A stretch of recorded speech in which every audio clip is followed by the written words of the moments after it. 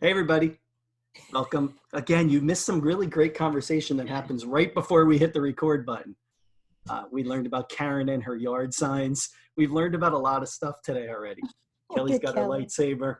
I have assorted Star Wars toys that just sit on my desk randomly. So I think we'll be all good. As you can imagine from the slide, today is May 4th. It is the May 4th edition of our AT Town Hall. Welcome. We have a ton of people here today, which is great. Very exciting. We're looking forward to have this conversation. I could have made us 15 different slides of just animated GIFs of Star Wars, but I swallowed that down and only gave us a couple.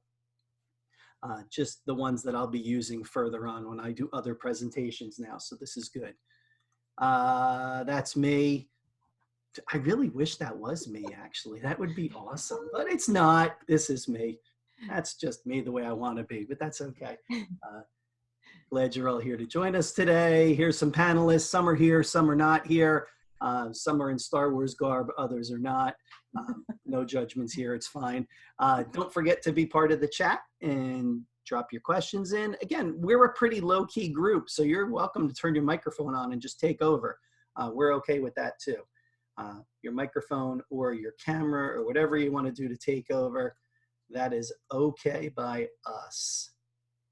We do have some resources to share, and then we'll get into some conversation. So here is a shared Google Doc on remote learning resources, bit.ly/remote access for all. Takes you there. It's a crowdsourced document with tons of information in it, pages upon pages of information. Don't forget our brand new AT Chat website. There's our web mastery people on the side there. On my side, I'm pointing to them. They're right there stacked on top of each other. Kelly and Elisa will help you out with anything you want on that website. They told me. They're just waiting for direction and they're willing to do anything on that website. But tons of information. All of the town halls fall there. After we're done, we have a really great FAQ page where we're starting to drop some information in when people ask questions, some resources in there. So definitely check that out. atchat.info is the website. Shameless plug. I'm doing a grant in New Hampshire for their Department of Ed, and we have an AT Expo coming on May 20th. It was supposed to be live. Clearly, it's not going to be live now. So instead, it's a virtual event.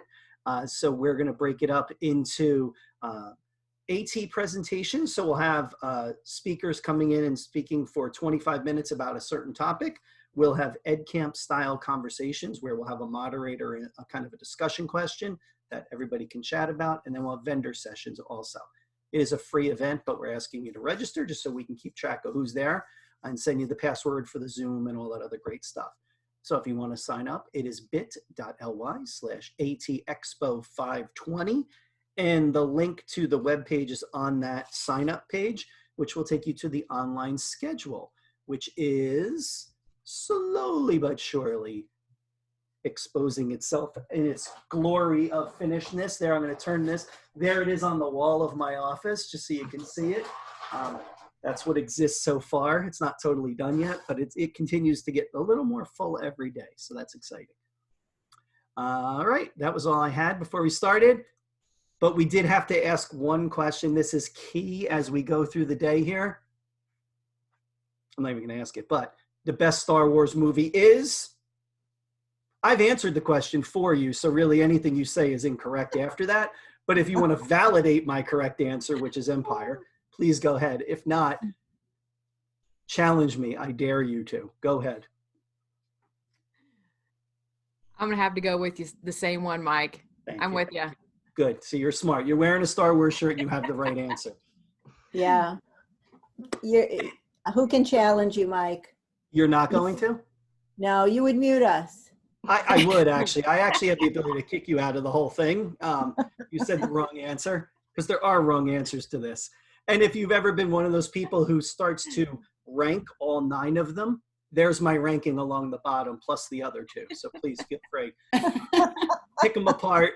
See what you think. That is the other thing I spent a lot of time this morning doing as I sat here. I'm like, how would I rank these? So what I'm saying is I got 0 work done today. But there you go. I got these great slides and I got my ranking of the way I think they fall. I'm going to have to really pick apart that ranking, Mike. What's I'm going to that? have to say, this is Rachel. I'm going to have to pick apart that ranking because I'm a big fan. So Go ahead. I'm going to go through that for the rest of the afternoon today. I'm going to go back to it. I want you to screenshot and then challenge me. I'm game for it. I'm totally doing this. Beyond like 9, I'm not sold on any of that. I think all of that could kind of could fluctuate, but I'm pretty solid in that front half.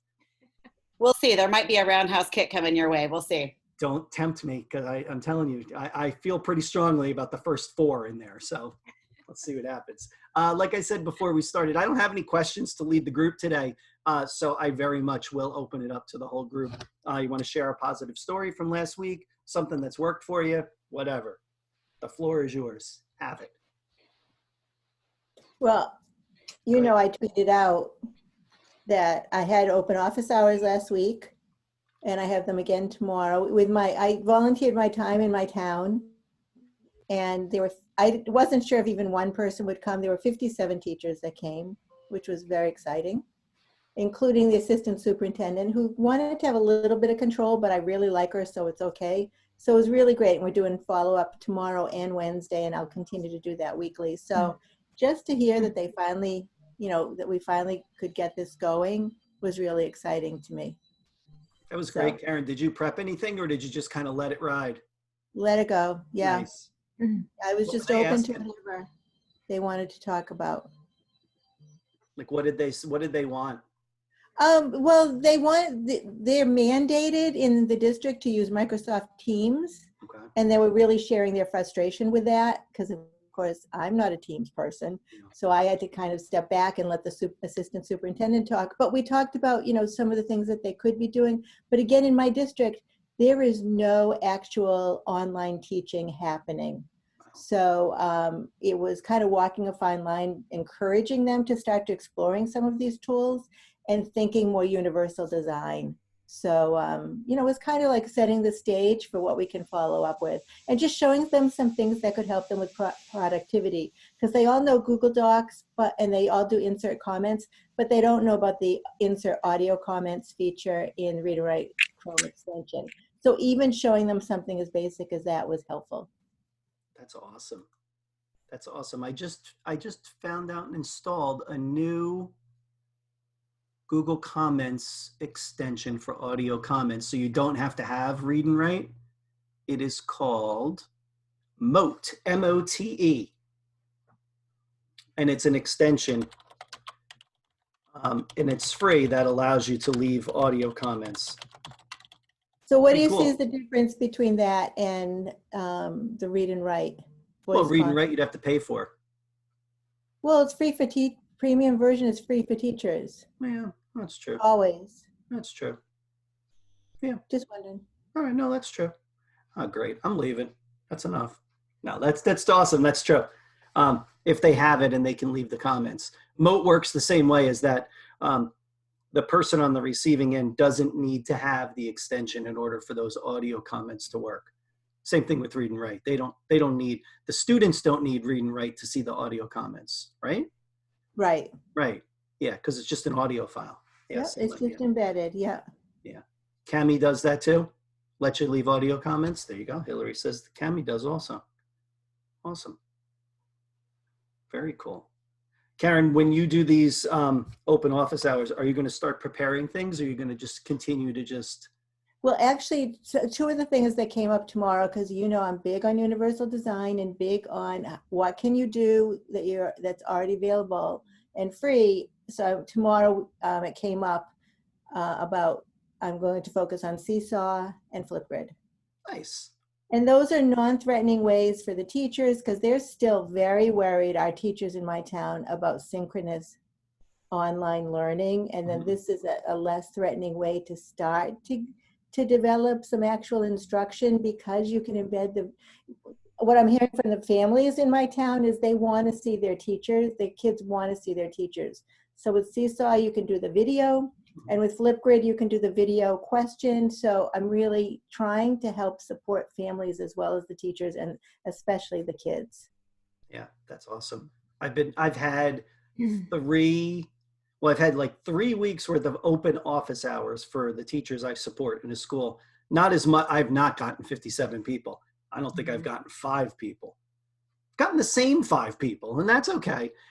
That's fine. Yeah. Which is perfect. But we've already done in that school 2 parent chats, 3 parent chats. Now that I think about it, 3. And we're alternating like 4 o'clock in the afternoon, 7 o'clock at night, and just offering them twice a week. And those have been awesome. And what we found is that a lot of the parents who are coming just because they don't even have issues they're running into right now. They're just coming because they like being connected to the school. And they've sent really nice emails to the director. Like, we really feel like you're being responsive to our needs, and we don't have a need right now, but we know if we did, we feel like you would actually respond in a timely manner and help us. So to me, it did its job, because it built some goodwill and it opened a line of communication. Yeah, that's great, Mike. Yeah, and we've actually gotten to show people things that they've had on their Google account for 2 years now. And people are like, we don't have that. I'm like, sure you do. You just go up there and click the button and you do. And I had a mom say the other day, she goes, well, look at that. There it is. Look at that. There it is. Everybody has Snap and Read. And so we did some explaining on how that worked, some of the basic features of it. Tomorrow we're doing Chromebook built-in accessibility features. And then Thursday we're going to do some of the deeper features of Snap and Read, the graphic organizer and stuff like that. So it's been really great. That's great. Nice. Anybody else doing open office hours in your community or in your district? And how is that working for you? Yeah, we just started. We had our first one. We had one, and I see Marby's on too, so Marby, chime in. We had one participant, and I think it was kind of by accident, because she called Marby for another question, and we said, hey, you want to jump on Teams? And well, it's okay.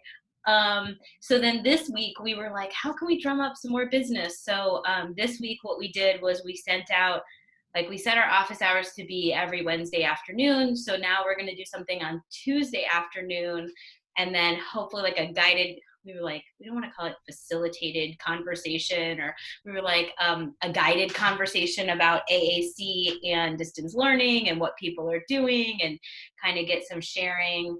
And it went out to, I don't know how many people, our groups, some bigger groups, and I don't know, 70 people it went out to, let's just say between 50 and 70 people.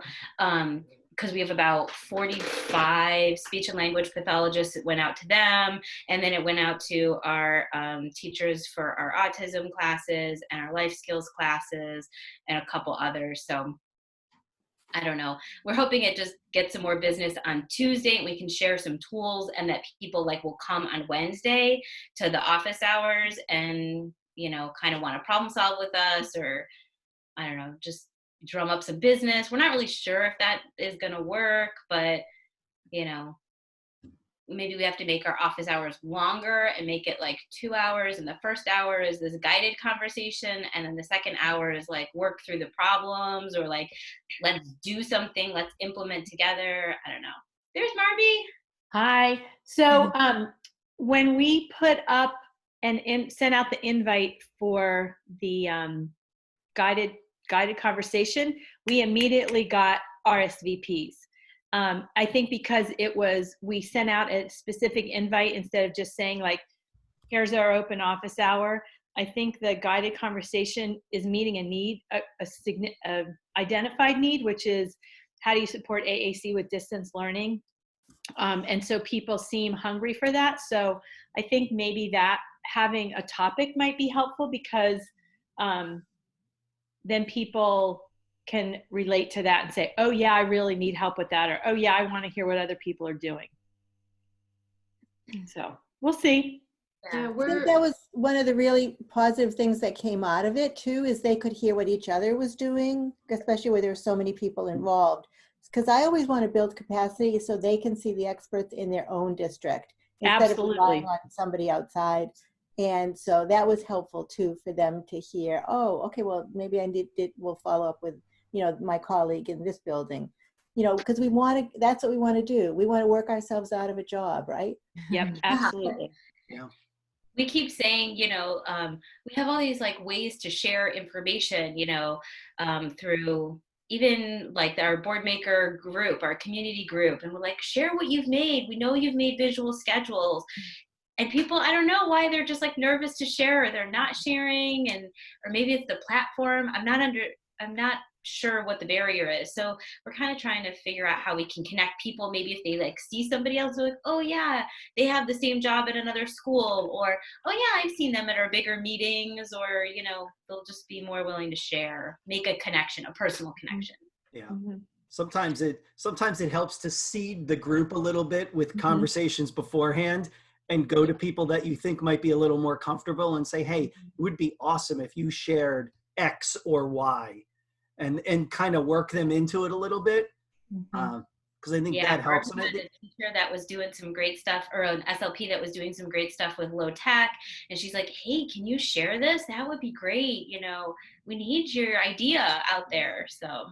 Yeah, I think sharing starts to get other sharing kicked into gear. I think that's kind of what happens. I go back and forth on these, whether to be more prepared or just more loose. And I think you work towards a little bit of preparedness. I think the first couple have to be incredibly loose, and it's just kind of whatever people want to talk about.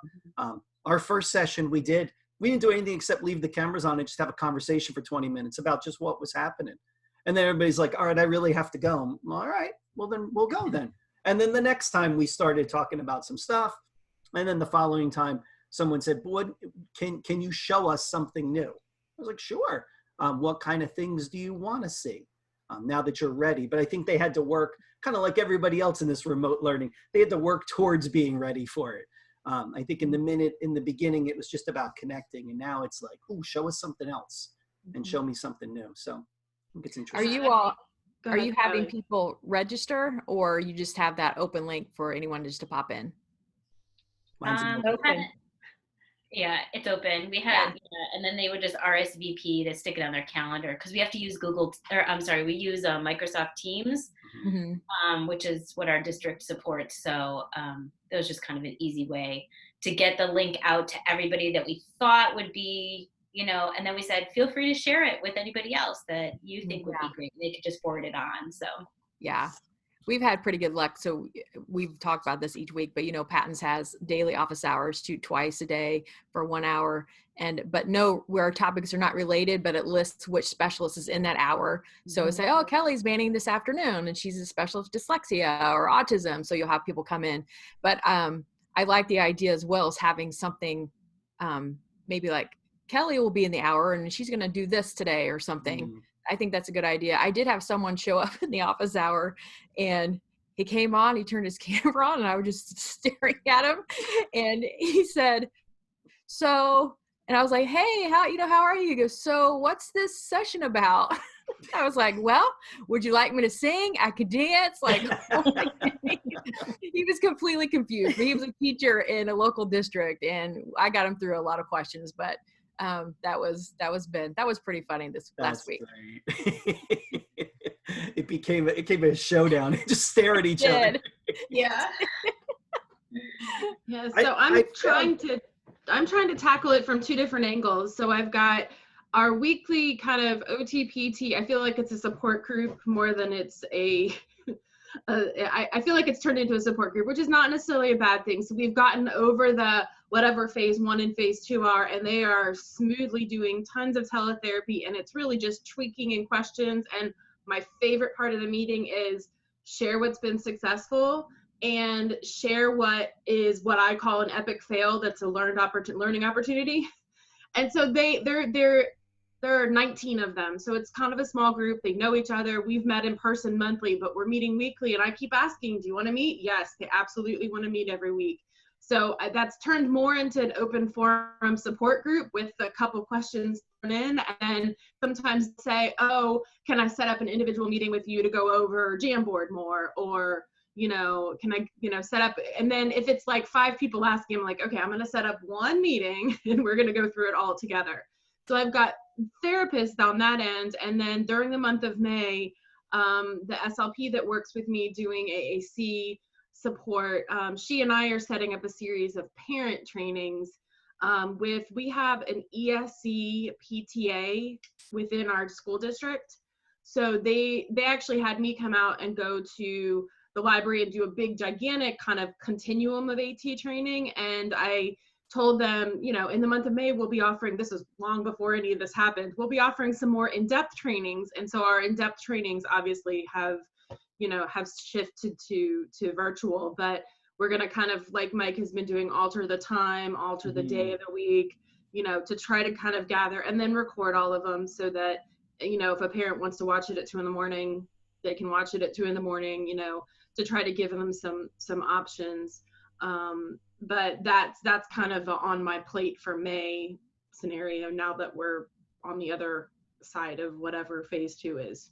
When is everyone wrapping up? Because here in Oklahoma, schools had to continue some form of learning till May 8th, but they have the option of closing May 15th. Some districts, this will be their last week, which is a scary thought for me.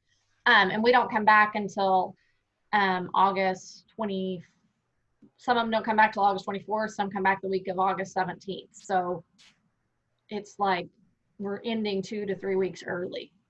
Oh, wow. So our traditional school is ending on the Friday of Memorial Day week. So we are off Memorial Day and then we're in school Tuesday through Friday. That's not changing, but then we jump right into our extended school year services. So, you know, most of the kids and teachers and whoever I've been supporting will continue working through most of the month of June. And then we're back in August. But that's just as far as I know here, we're supposed to go till the end of June, and we haven't even, our governor hasn't officially closed schools for the rest of the year yet. So that decision might not come for another couple of weeks still. So at this point, schools are rolling with the thought that they're going to go until the end of June, like the last week in June, I think. Wow, Indiana is about the same as you, Tiffany. Many of the schools are May 8th. May 8th is the last week. Rachel, I don't know if you could pipe in when your school district is ending, but I feel like it's pretty close. Early May. Yeah, you know, it's funny. We have 6 school districts, Rachel, and they're all ending on different dates because our governor gave us the waiver days and they're all using them so differently. But as a staff member, I have to continue to go through my regular contract. So, and we're not using any of the waiver days through the co-op. So yeah, but they're all different. Here too. Our teachers are still supposed to be available. So I'm hoping that there's going to be some PD that's going to happen, but I'm not hearing that happening. So it makes me really nervous.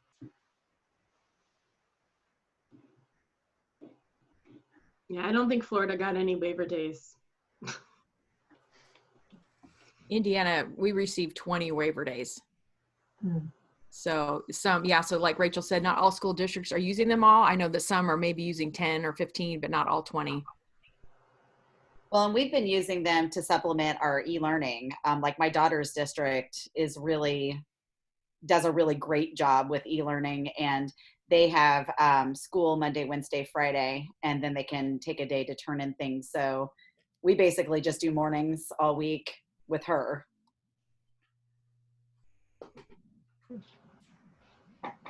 Can I ask everybody a question on those open office hours? It popped in my head when I heard people starting to do it. And I forget who just said they record them. Maybe it was Elisa. Are people recording those, or are you just kind of letting them go out into the ether, never to be seen or heard from again? Just curious. So I do not record. We do not record ours. Yeah, I don't record mine either. What do you do? I'm not recording. I do 3 a week. One's for one district and 2 are for the other. And we do 1 afternoon, 1 morning for folks. And they've been pretty well attended with the range from therapists, teachers, and the most interesting group for me has been working with some of the instructional assistants who are about as non-technical. A couple of them. One guy, if I needed a motor rebuilt, he would be the first one to tell you that's more. But teaching people how to do a basic Google search so they can search for videos instead of job postings. What I find the best about the the support is it gives me a feel for what's going on, for what people are doing and what they need. And we often end up making screencast videos to explain something. Like we had a whole rash of seesaw questions because they're probably phasing it in more, and showing folks how to get content into the community library or how to copy and edit was a big topic just 1 week. Yeah, that's kind of how I'm doing it too. And I saw Sarah said too, they did a training that was focused on Seesaw, and they did record that, and that makes sense to me too. But I'm doing the same thing, Bruce. If things come up in conversation and it's kind of task directed on how to run something, I'll make a screencast of it and just drop it up in a folder for us so people can look at it. But yeah, I haven't been recording those. I don't know. Sometimes we get off on some weird paths and I'm like, oh, I don't think anybody wants that recorded. Let's just let that ride. Yeah, Mike, I record our weekly OTPT meetings because I have therapists that have teletherapy scheduled during that time. Yeah. And often, you know, it is just everybody catching up, but I don't want them to miss that collegiality opportunity, even if they're watching it later. And then what I will be recording is not any like informal parent office hours, but the formal, like I'm going to do an in-depth snap and read training for parents. And I am going to record that so that a parent could watch it when they have the opportunity to.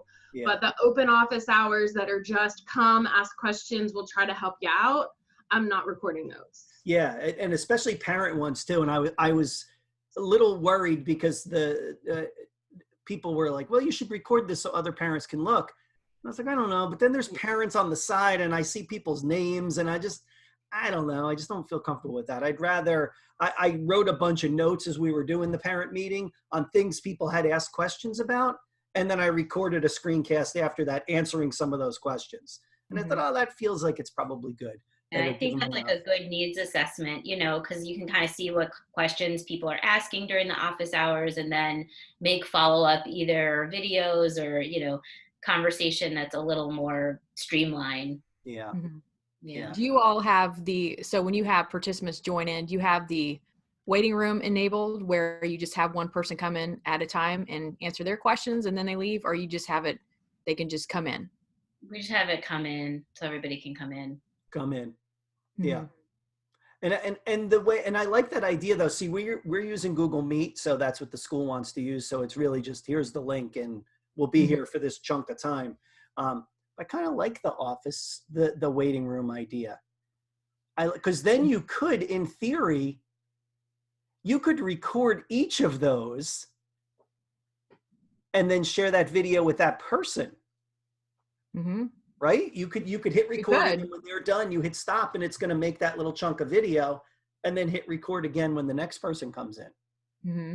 Oh, I kind of like that. In our district, like Lauren said, we're not, when that's being used is with in IP meetings with parents. So if it's in-house, if it's an in-house meeting on Teams, it's more open. But if it's a meeting with families, then the families are in the lobby or waiting room. And then when the meeting's officially ready to start, then they can come in.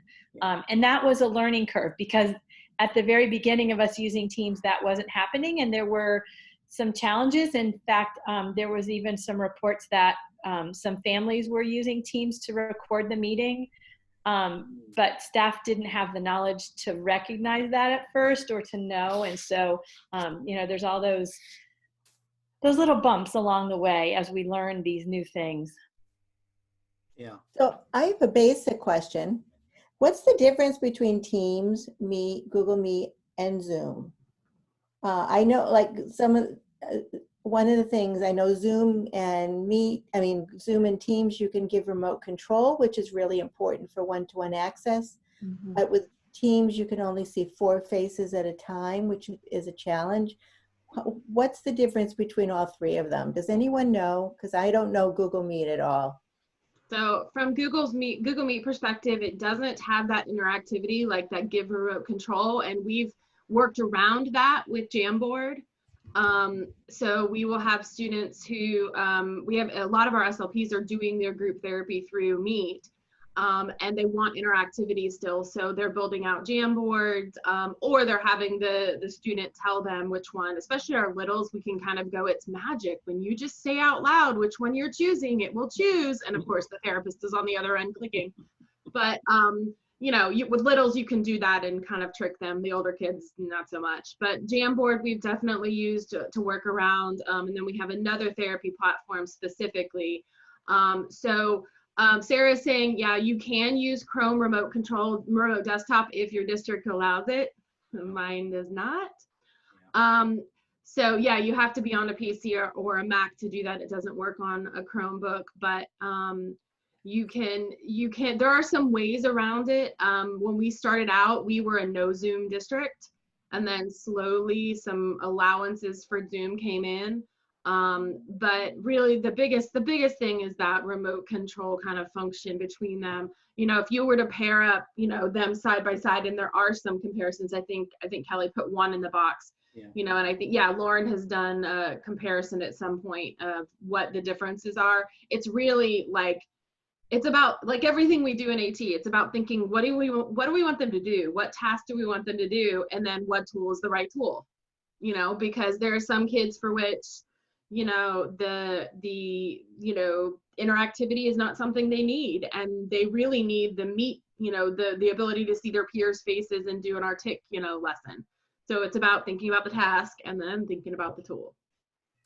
Yeah. Why, Elisa, why did your school finally release their restriction on Zoom? What made them do that? I think and it's not like super released, it's very awkward and weird. I think some of the improvements Zoom made helped, but they also enabled some controls on our end. Like, we have to use the waiting room, we have to require a password to get in, we have to, and I think honestly, they knew that there were teachers that were using it with a non-school board email address. Yeah. And they were using it before they even made a decision, don't use it. So I think this was their way of trying to kind of gather everybody using and knowing that because we're all not on a school campus and we're not using their internet, there's no way to control, you know, how to utilize it. Yeah, it's finding a little happy medium there. Like, we kind of know you're using it anyway, but if you're going to use it, do this. Yeah, use it under your school board login so that there's some preset protections and those kinds of things, so that we don't have some of the issues other districts in our state have had. But we're not using it for teletherapy. I'm not using it for my AT services, and my SLPs, OTs, and PTs are not using it. Interesting. When I think of Meet, I wish that the caption feature of Meet would go to all these other tools, because it is probably the coolest feature. Where it knows who's speaking at each time and then puts that caption in. It is the best. And I don't know if we used that during IEP meetings, because our IEP meetings are in Meet, and that's been super helpful for us. We've even had parents that said, like, I like coming face to face, but if I can continue to have captions like this, I mean, they needed the captions. Can we just do our meetings like this next year? Yeah, for sure. And the Teams has captioning, but not individually identified. Thank you. Right. Yeah, I didn't know, and because we have a staff member who's deaf and uses the captions, and every once in a while he loses the thread and has to say who is speaking right now, because it's just kind of everywhere. We've installed into our Zoom this the Rev captions, which we're trying out on a beta, which seems pretty cool because it does stream them automatically through your captions button, which looks pretty nice. It's still auto-generated, so it's probably not much different than what you're seeing from the Google slide right now, but it's something. So we're definitely there's an extension, Mike, that you can get the transcript from Google Captions. It's TAC, and what's it called, Hillary? TAC. I'll put it in the chat. It's okay. Awesome. I can't talk right now. Tacit IQ, and what it is, it's a free extension, and it links to your Google account. So when you're running your Meet and you run the captions, at the end of it, you click on it and you need a transcript, and you can choose your format. And one of the formats, which I love, is Google Docs. So now you have a completely accessible transcript that's marked by speaker, and it literally just pulls the captions from your Meet into a transcript, which is another accessibility. And I think it's pretty slick, and it does really well with the multiple speakers because it's running the caption ending. So I'll stick that in the chat, but it's cool. I like it. Awesome. That's very cool. I'll play with that. Yeah, that is cool. Because we're constantly trying to figure out, I know for our staff meetings we're doing at my AT Act project, we're running we're running Zoom, and I open up Otter in my screen and I just share my screen and then it just runs the whole time. So that's basically what everybody sees the whole time, and it's just running the Otter AI, which also works well. They're all kind of working about the same. Microphones matter. Environmental noise matters. I mean, all those things matter when you get good or bad results there. I can give some feedback on the Rev. So we've been trying that as well. And so we had a participant who was deaf, but we also still had the captioner. Mm-hmm. But our participant was just going to try out the Rev captions. She said, I would have had no idea what you all were saying with those. So that was pretty direct feedback. And yeah, so the Rev doesn't seem as, I feel like for some reason that even on your Google Slides is better than the Rev caption. So maybe they'll improve that. Yeah, I was watching, we had a meeting and I was watching the Rev captions at the bottom of the screen and the slide caption at the top. And I was just trying to my incredibly scientific thing there. And the slides seemed better. It was certainly faster. And that was one of the things I had with the Rev is it took it a little while to catch up. And then I lost kind of a thread at times and I wasn't quite sure what was happening. But yeah, it didn't do great the whole time. And I think, like anything else, the Rev is capturing from everyone's microphone they're speaking in. So again, if your microphone's junky, what's it going to do? I don't know how many of us have an external mic right now plugged into our computer. But most of us tend to use, or most people tend to use their laptop or their computer, whatever microphone's in it. And it's not the best microphone in the world. And that's part of the problem a lot of times. So. Speaking on that, I found out the other day that there's a way of turning up the sound ability of your microphone on its own gradual bar in Windows versus having just your regular volume button changing it. Makes a world of difference with loud classrooms. Imagine all these features we're learning about, right? We're diving into our computers, but yeah, there are, when we think about some quick, easy solutions for people, that could be one of the first ones. Hey, go into your settings and is your mic turned up? Maybe it is, maybe it's not. And so we'll get a chance to do that. Yeah, I think that's great, Tiffany. It's a good point. Oh, Hillary, thank you. I did see this, Hillary. You know what's funny? Now you're going to laugh at me. This is my perfect example. I downloaded that extension the other day and have yet to play with it. But I see it pop up every time I open up Google Meet. All right, cool. So now I'll play with it. Now that I've gotten a secondary suggestion, I'll look.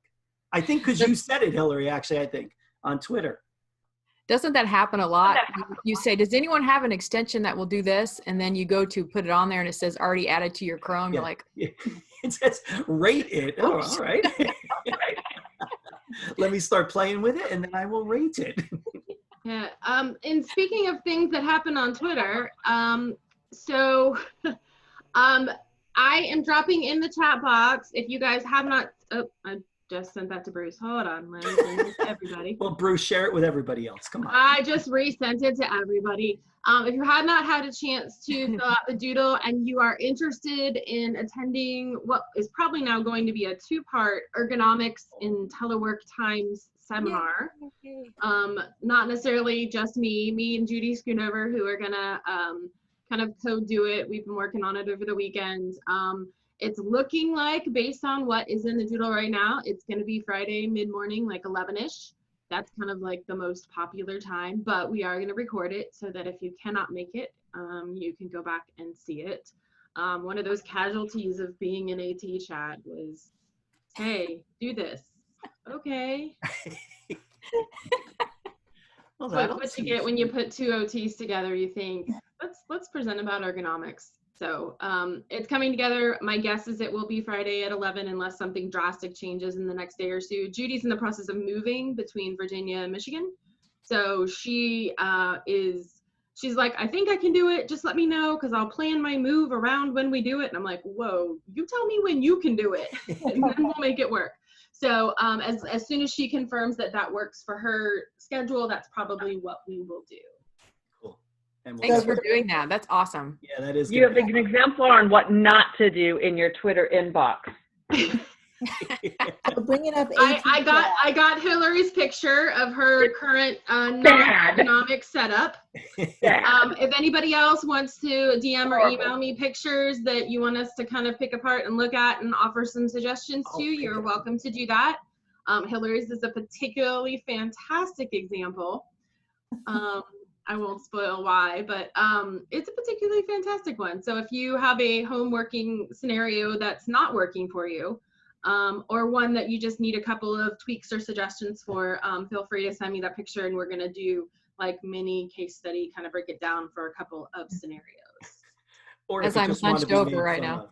Yeah, you see, as soon as I start talking about ergonomics, everybody's like, exactly. They do the quick, like, how can I position myself so it looks like everything is perfectly ergonomic? First week working at home, I went to the office and brought my chair. Atta girl. Yep, that's one of the first. Was not going to survive in a folding chair for an infinite amount of time. Yep. That chair is super critical.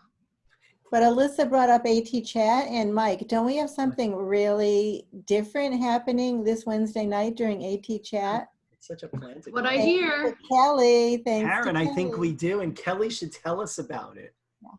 This is such a needed diversion. Yeah, so it's something else that transpired from last week's chat, as everyone was getting volunteered for things. I was one of the casualties as well, but so now in a good way. On Wednesday at the AT chat is going to be completely out of the box. I'll have some guided questions that you won't expect, and I won't share them.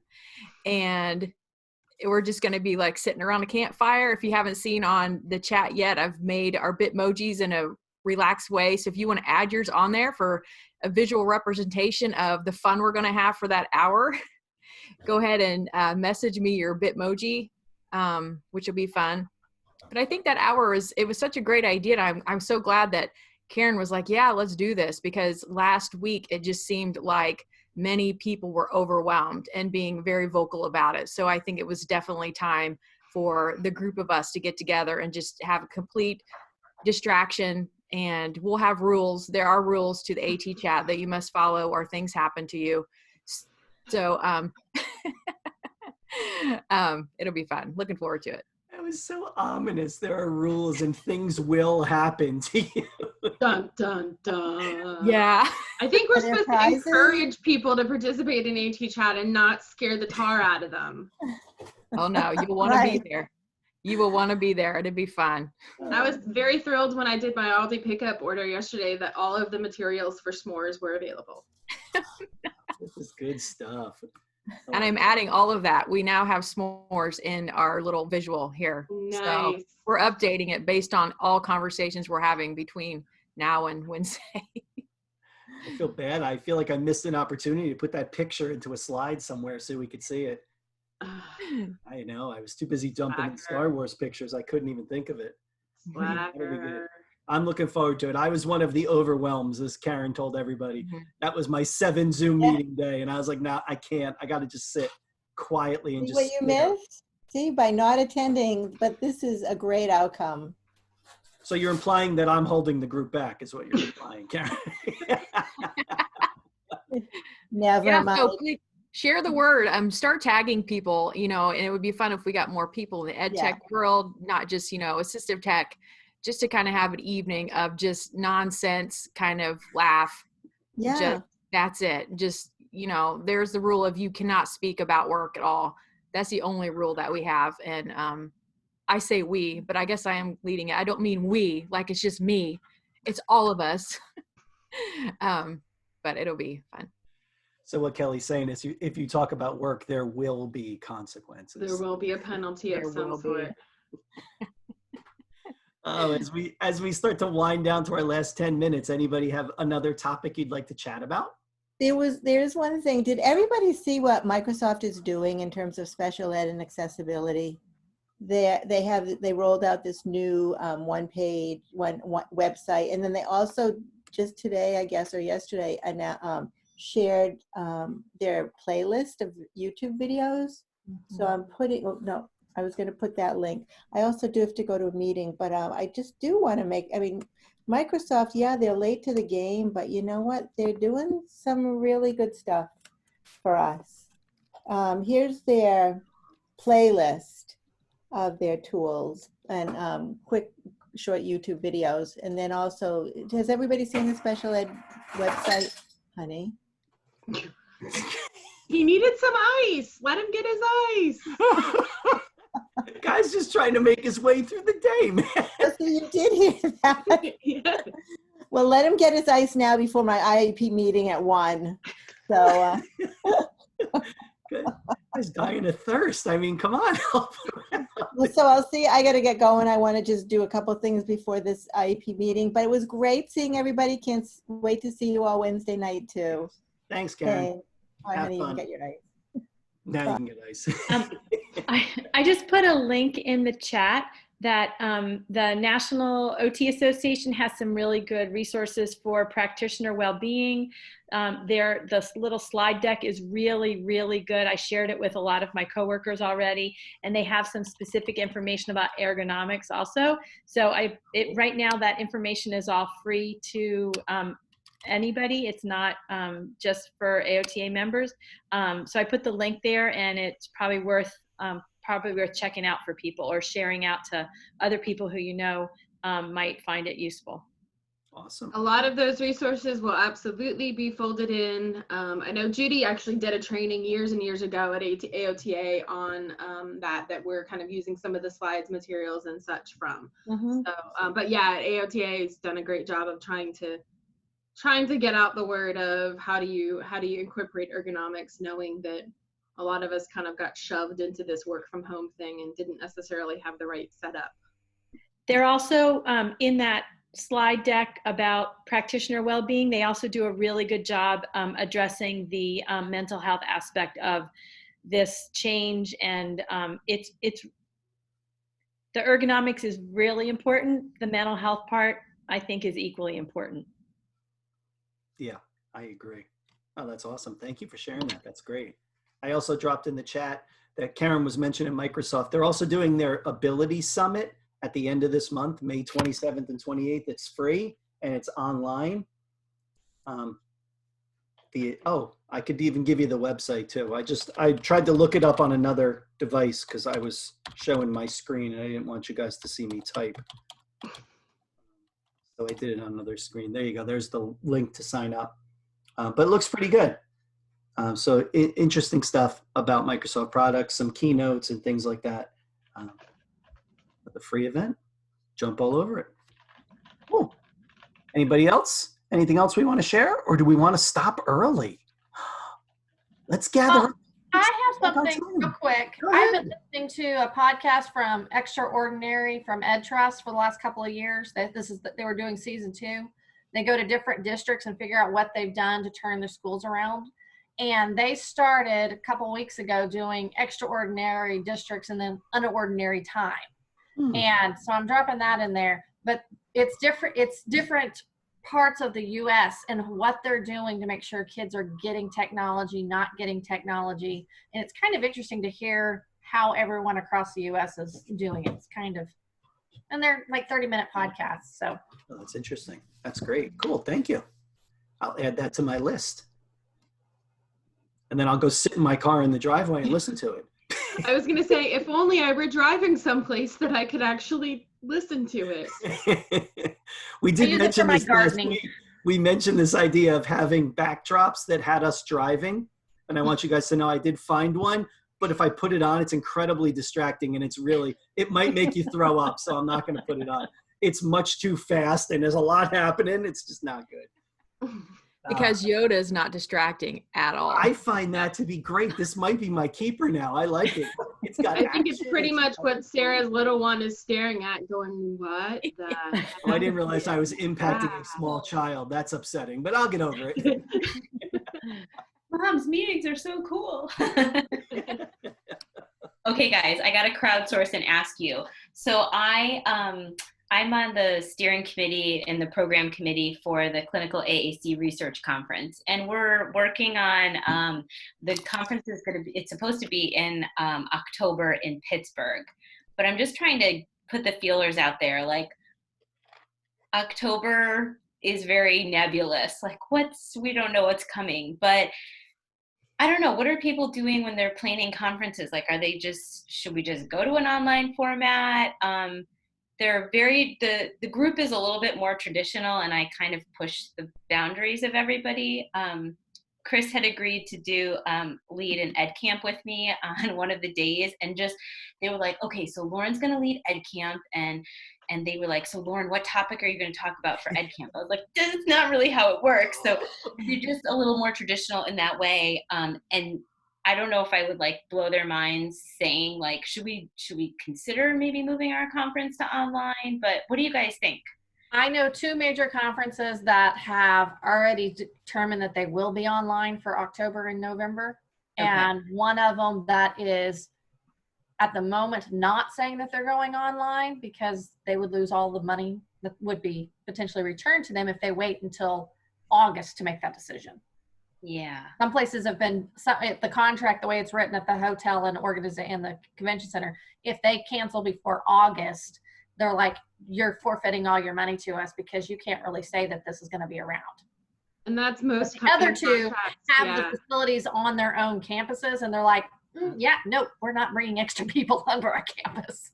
Yeah, that's what took AOTA that's what took AOTA forever to cancel, was they were waiting for whatever clause was in their contract to then say we're going to get reimbursed for all this under our insurance. So I don't know, October just seems too close to like think everything's going to be so enough normal that like Well, I think it would be a nice way for us, like we haven't had the participation that we need, I think.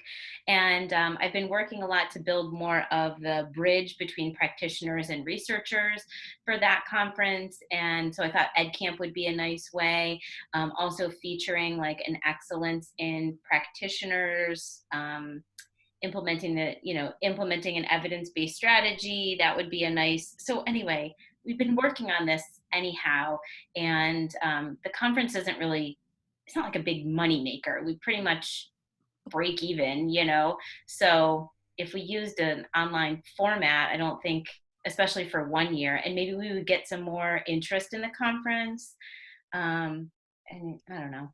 We're hosting an online thing here in Oklahoma with the Reading League. And at our first event, we had 100 people, and we've got like 500 registered in less than 2 weeks. Wow. Okay. So online seems to be getting a lot more participation than, and there was another conference that I was watching, and they said, you guys have blown this up. We were expecting 250 people here, and instead we've got over 1,000 participants. And I'm like, good gracious. So my other question is like, well, what if that happens? Then like I have to figure out what platform, and then like who's gonna do the whole like, you're going into this room and here's the Slack for this, and like it's not AAC in the cloud where it could be like so big and with like multiple, I don't know. I haven't done that before. I mean, maybe I could learn that by October, but like I would reach out to Brian. I'm sure Brian would tell you, here's how we did it, here's what we used. Brian Whitmer is probably the most giving AAC guy I know. I mean, so I'm sure he would help you and say, here's how we did this, and help you with that stuff. But I know, it does add another layer of, logistics in terms of having a moderator for each room and having, things that you wouldn't necessarily need in a in-person conference. Yeah. And the other thing too, is if your group is more traditional in their thought process of a conference, I don't know how much you can assume they're going to be able to help with a virtual conference. They might not even be able to get into a virtual conference. Yeah. Yeah. And so you're going to need a different kind of group helping. Yeah. I think we would maybe get some more presenters, some different, I mean, it could shake things up the way I think, I don't know, the way I think that things need to go. So. There That's is just- that positive. That's like me overlaying my personal opinion. There is a positive of virtual. I mean, for this New Hampshire expo that I've been plugging, last year we did it live and we had to rely on people who were close regionally to come. Well, now it's virtual and I was able to reach out to bunches of friends, many of them on this call right now, and say, hey, can you spare 25 minutes at whatever time works for you during the day? And we'll drop you in the schedule. And it has kind of an EdCampy feel to it. And it is a conference. Now, we're not charging anybody for it. And it's going to be a lot to manage. But I don't think I'm particularly scared of managing a virtual conference. And so if the people are scared that you're working with, that would be a concern. I would make sure, or maybe give them small jobs. Manage registration, manage this, you know what I mean? There's things that people could do. Yeah. And I think like the good thing is that, I don't know, most are university folks, so they have labs of students and, you know, graduates, undergrad, graduate students, PhD students who might feel more comfortable. And it would be a way that the students could support the conference if they're not yet ready to do a poster. I don't know. I'm trying to like imagine like, well, what would poster sessions be like in a virtual format? I don't really know. The poster sessions could be like a flip grid. Yeah. I mean, Yeah. Oh, Where you have your big thing and everybody comes through and comments about it. And there was even some discussion about doing a flip grid ed camp so people could have their topics and then come in and hit things. But we haven't gone very far on that conversation. Yeah, I like that idea. That's a great idea, actually. Where it's just kind of it could be across a period of time. Mm-hmm. Our ed camp happens for most of a week and you just drop in and you add comments, watch everybody else's. Not a bad idea. Yeah, the asynchronous nature would be nice. I think some people would be like, it has to be synchronous, but I actually think that we have more access and more people would participate if it was asynchronous. Yeah. And I think there's a way that you can do both. Yes. You know, you can still kind of meet the needs of somebody who's saying it needs to be synchronous, you know, and then still have asynchronous elements to it so that it's here's our lot of time. Someone's running that flip grid, but then you leave the flip grid open the rest of the week so that other people can continue adding to it. Yeah, or you think about recording part of your presentation that is more of the traditional presentation and make that an asynchronous module. And then you schedule these little short conversation times, which have more of an EdCamp feel to them, but it's the interaction you would have done if you were in person. I love that where it's like kind of a flipped classroom. Like it's exactly a flip. Yep. It's not. And you can screen record on Flipgrid, so you could even have portions of your session in Flipgrid and have that asynchronous part too to kind of reference people for certain parts, for certain prompts. The screen recording is amazing and it's very accessible. Yeah, that's a really good point. So I think there's ways you could do that. But yeah, I start to look at these presentations, anything longer than like a half hour. Like if you look for some way to flip it a little bit and give people some time to play. So I'm in the process today of working on a full day training that was supposed to happen today. Clearly not, but it was supposed to be live. And so instead I'm going to record the modules all week whenever I have time, put them all up. And I'm going to give people 10 days to kind of go through them at their own pace with some activities. And then we're going to get together as a group for 2 45-minute sessions sometime that week where we can do it synchronously and talk about them, go through some of the activities they worked on and answer any questions. And so kind of trying to flip it that way. Hopefully it works. We'll see. Fingers crossed. So I know I have like awesome people who love to volunteer. I might be reaching out to some of you guys. Notice Kelly and I have kept our mouths shut. Noticed you guys were so quiet. Oh my God. Kelly went as far as to turn her microphone off. That's impressive. Yeah, something's not working on Kelly's end. I don't know. It's a tech problem. I don't know.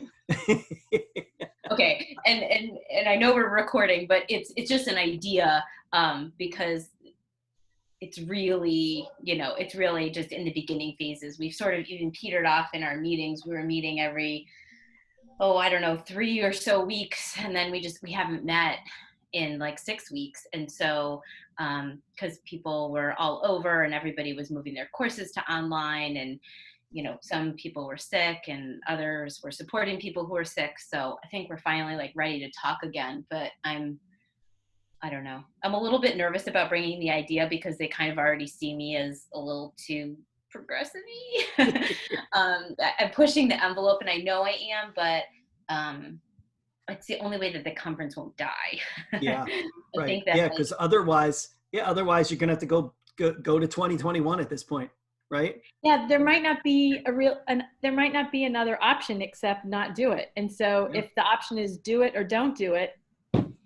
And planning for it now versus waiting until August or September to plan for it, you've got plenty of time to work through some kinks. Yeah. Yeah. Okay. Thanks, guys. Oh, you're welcome. That sounds fun. Keep us updated on that. Yeah, Listen, I definitely Kelli would like to volunteer for that, so you let them know. Call for sessions is open. You could do your own grid poster. I really tried to show them that we need to have more practitioner participation, that if you're calling it a clinical AAC conference, it's not just a research conference in clinics, that we really have to, you know, kind of broaden a little bit more, and which is good. And they were very open to that idea and seeing it as a bridge. And it was interesting because the conference is going to be in Pittsburgh, and the image that they kept putting on the top of the call for papers was this like bridge, because in Pittsburgh is the three rivers coming together. And so they kept putting this bridge, and I was like, well, what about like bridging the relationship? They were like, oh, that's such a good idea. So our new theme is like bridging. So I think you use their own logo against them. Nicely done. Well done. I approve of that. That's for sure. Sarah dropped in the box if you will put the link to the conference in the chat. Yeah, definitely. Definitely. Very good. All right, as we wrap up, now we went 3 minutes long, you guys. What are we going to do with ourselves? No, it's okay. It's fine. That was good. That was good conversation. Other last thoughts before we go? No, hopefully later today I will send out a little graphic with the final information. I've gotten some emails from Judy today while we were in this session. So hopefully we will confirm and send it out, but hopefully you can hold your Friday midday and come hang out with us. I am holding my Friday midday. And be there on Wednesday night at 8 o'clock for AT Chat. Yes, be there. We have no idea what it's going to be like. I may be late. I have a drive-by birthday party for my niece and nephew. Fun. Take us in the car with you. That's fun. Either that or I let my teenager drive me. What could go wrong there? That sounds perfect. There's less people on the road, you know? Yeah, it's fine. All right, guys. Well, have a good rest of the day. And we'll talk to you hopefully on AT Chat. And if not, we'll talk to you on Monday. Yep. Bye. Thanks, guys. Thanks, guys. May the force be with you. Right on. Yes. Thank you. We need to have that music to play out. Oh, fire it up real fast.